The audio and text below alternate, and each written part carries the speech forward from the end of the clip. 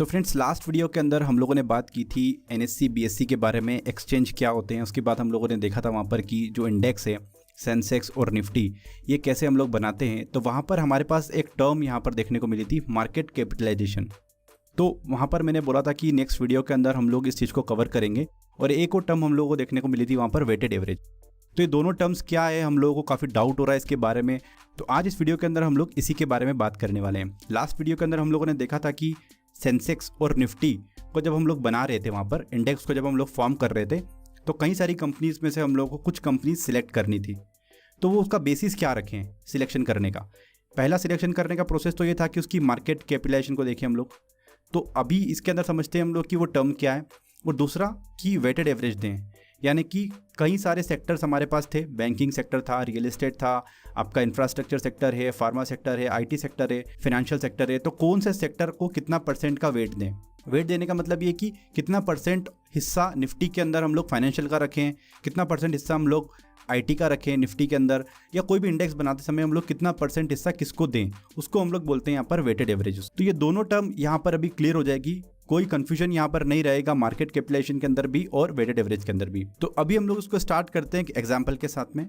तो आपके स्क्रीन पे यहाँ पर एमआरएफ की शेयर प्राइस आ रही है और टीसीएस की शेयर प्राइस आ रही है। एमआरएफ एक कंपनी है जो कि यहाँ पर टायर बनाती है, और टीसीएस एक सॉफ्टवेयर कंपनी है, टाटा कंसल्टेशन सर्विसेज। दोनों की करंट मार्केट प्राइस आ रही है, यानी कि शेयर प्राइस आपको देखने को मिल रही है कि इनका आज का भाव क्या चल रहा है। तो एमआरएफ का भाव आपको देखने को मिल रहा है 54,000 के आसपास है, और टीसीएस का जो आपको प्राइस देखने को मिल रही है वो मिल रही है 2094। तो अभी आप मुझे बताओ कि कौन सी कंपनी बड़ी है इन दोनों के अंदर से। आपको क्या लगता है कि कौन सी कंपनी बड़ी है? अगर हम लोग इस कॉन्सेप्ट को समझना है तो आपको यहाँ पर पार्टिसिपेशन करना पड़ेगा।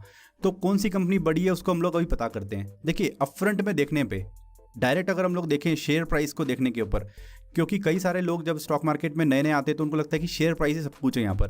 तो अगर हम लोगों को ये पता करना है कि कौन सी कंपनी बड़ी है एमआरएफ और टीसीएस के अंदर से, तो हम लोगों को उसकी मार्केट कैप निकालना पड़ेगी।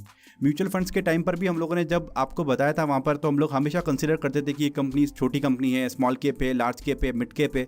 तो आज उसी कॉन्सेप्ट के बारे में हम लोग यहाँ पर बात करने वाले हैं। तो market capitalization shows the size of the company and its aggregate value. तो आगे हम लोग समझ लेते हैं मार्केट कैपिटलाइजेशन को with the help of the formula. अभी फॉर्मूला देख के हम लोगों को बिल्कुल भी डरना है, क्योंकि कई सारे फॉर्मूले हमारे पास आएंगे। जैसे जैसे हम लोग इस सीरीज में आगे बढ़ेंगे, यहाँ पर कई सारे हमारे पास कॉन्सेप्ट्स आएंगे। बट हमारे पास सबसे अच्छी इंपॉर्टेंट बात है कि हम लोग हर चीज़ को सिंपल लर्निंग की तरह समझेंगे। हर चीज़ को बिल्कुल ऐसे समझेंगे कि अगर आपका बैकग्राउंड नहीं भी है स्टॉक मार्केट के अंदर, या फाइनेंशियल बैकग्राउंड आपका नहीं भी है, तब भी सारे कॉन्सेप्ट्स आपको समझ में आएंगे। तो मार्केट कैपिटलाइजेशन का फार्मूला ये बोलता है कि total number of outstanding shares, यानी कि कितने नंबर ऑफ कंपनी के आउटस्टैंडिंग शेयर्स। अभी आउटस्टैंडिंग शेयर्स क्या है इसको समझ लीजिए अभी, कि कितने नंबर ऑफ शेयर्स लोगों के पास में है, पब्लिक के पास में है। Total number of outstanding share को अगर हम लोग मल्टीप्लाई कर दें उसकी करंट मार्केट प्राइस से, तो कंपनी की साइज निकल के आ जाएगी। बिल्कुल सिंपल है। कितने शेयर्स पब्लिक के पास में, अगर हम लोग उसको मल्टीप्लाई कर दें करंट शेयर प्राइस से, जो भी आज का भाव चल रहा है, तो हमारे पास मार्केट कैपिटलाइजेशन निकल के आ जाएगी। इससे सिंपल कुछ भी नहीं हो सकता। तो मान लेते हैं कि कंपनी कोई एबीसी है, उसके नंबर ऑफ आउटस्टैंडिंग शेयर्स, यानी कि जो पब्लिक के पास शेयर रखे हैं, वो 100 करोड़ शेयर्स हैं। यानी कि कंपनी ने जब इशू किए थे अपने शेयर्स, तो 100 करोड़ शेयर उसने पब्लिक किए थे, और आज उनकी करंट मार्केट प्राइस चल रही है 50 रुपीज़। तो अगर इस फॉर्मूले के हिसाब से हम लोग बात करें, तो हम लोग यहाँ पर क्या रखेंगे, 100 करोड़ तो उसके नंबर ऑफ आउटस्टैंडिंग शेयर से, और अभी की जो प्राइस चल रही है वो चल रही है कितनी, 50। तो हमारे पास कंपनी की साइज़ कितनी आई, हमारे पास कंपनी की साइज़ आई 5000 करोड़। ये कंपनी की साइज़ आई, मतलब कंपनी कितनी बड़ी है, 5000 करोड़ की ये कंपनी हमको देखने को मिली, कंपनी ABC। अब हमारे पास यहाँ पर कंपनी XYZ है, और उसके आउटस्टैंडिंग शेयर यहाँ पर आपको देखने को मिल रहे हैं 1000 करोड़। आउटस्टैंडिंग शेयर्स क्या है अब आपको क्लियर है। यहाँ पर करंट शेयर प्राइस, इस कंपनी की शेयर प्राइस क्या चल रही है अभी, 30 रुपीज़ चल रही है। अभी ये कॉन्सेप्ट में हम लोग बाद में आएंगे कि कंपनी की शेयर प्राइस कैसे डिसाइड होती है, कि वो 30 रुपीज़ चल रही है, वो 50 रुपीज़ चल रही है। इसमें डिमांड एंड सप्लाई भी है, साथ साथ में कंपनीज के फंडामेंटल्स भी है, कंपनीज के प्रॉफिट्स भी है। तो ये हम लोग जरूर कवर करेंगे यहाँ पर, कि किसी भी कंपनी की फेयर वैल्यू पे हम लोग कैसे पहुँचे।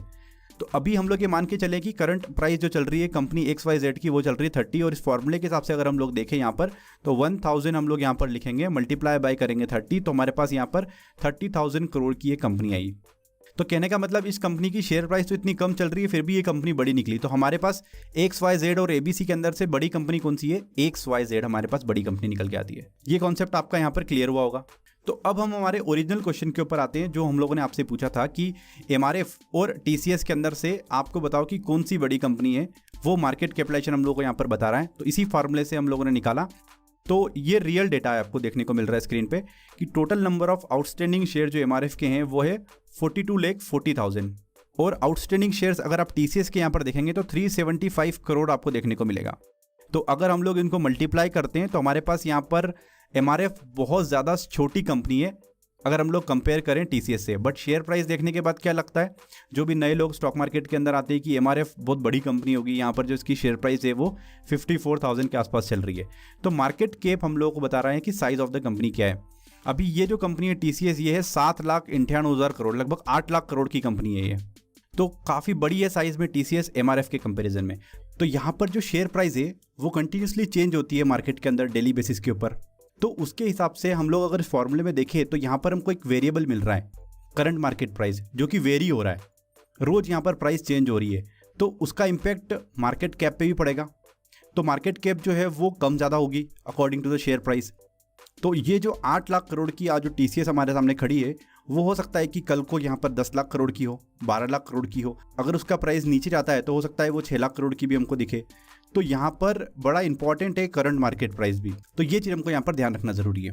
तो अभी एक चीज़ हमको यहाँ पर निकल के आई कि हम लोगों को शेयर प्राइस से कभी भी कुछ भी जज नहीं करना है। आगे भी कई सारे कॉन्सेप्ट्स आएंगे हमारे पास वहाँ पर, जब हम लोग पी रेशियो निकालेंगे और काफ़ी सारे फंडामेंटल्स हम लोग रेशियोज वहाँ पर देखेंगे। तो शेयर प्राइस से हम लोगों को कभी भी फाइनल कैलकुलेशन पर नहीं जाना है। तो एट द एंड अगर हम लोग यहाँ पर बात करें, जो एक चीज़ हम लोगों ने आज सीखी है वो ये सीखी है कि share price can not decide the size of the company. Size of the company को अगर हम लोगों को पता करना है तो हम लोगों को उसकी मार्केट कैपिटलाइजेशन को देखना ज़रूरी है। म्यूचुअल फंड के केस में जब हम लोग बात करते थे कि आपको लार्ज कैप कंपनीज के अंदर इन्वेस्टमेंट करना है, स्मॉल कैप के अंदर करना है, तो वो इसी बेसिस पे हम लोग यहाँ पर निकालते थे। तो मार्केट कैपिटलाइजेशन को अगर हम लोग डिवाइड करें, स्टॉक मार्केट के अंदर कुछ छोटी कंपनीज होगी उसको हम लोग बोलते हैं स्मॉल कैप कंपनी, कुछ बड़ी कंपनी होगी तो उसको बोलेंगे लार्ज कैप कंपनी, दोनों के बीच में जो कंपनीज होगी उसको बोलेंगे मिड कैप। तो ये जो कैप वर्ड यूज़ करते हैं हम लोग, ये मार्केट कैपिटलाइजेशन का है। सो आई होप कि ये जो कॉन्सेप्ट है आपको यहाँ पर क्लियर हुआ होगा, इसमें कोई डाउट हम लोग को नहीं रखना है। अगले वीडियो के अंदर हम लोग बात करेंगे यहाँ पर डीमेट अकाउंट ऑपरेशंस के बारे में, ट्रेडिंग अकाउंट्स के बारे में, क्या आपको देखना ज़रूरी है अगर आपको डीमेट और ट्रेडिंग अकाउंट ओपन करना है, क्योंकि यहाँ से अभी हम लोग धीरे धीरे काफ़ी अच्छी स्पीड पकड़ लेंगे इस कोर्स के अंदर। तो फ्रेंड्स अभी के लिए इस वीडियो के अंदर फिलहाल इतना ही। इस सीरीज़ के अगले वीडियो को देखने के लिए आप जरूर से सब्सक्राइब कर ले हमारे यूट्यूब चैनल को। फ्रेंड्स मिलते हैं अगले वीडियो के अंदर, जब तक के लिए गुड बाय।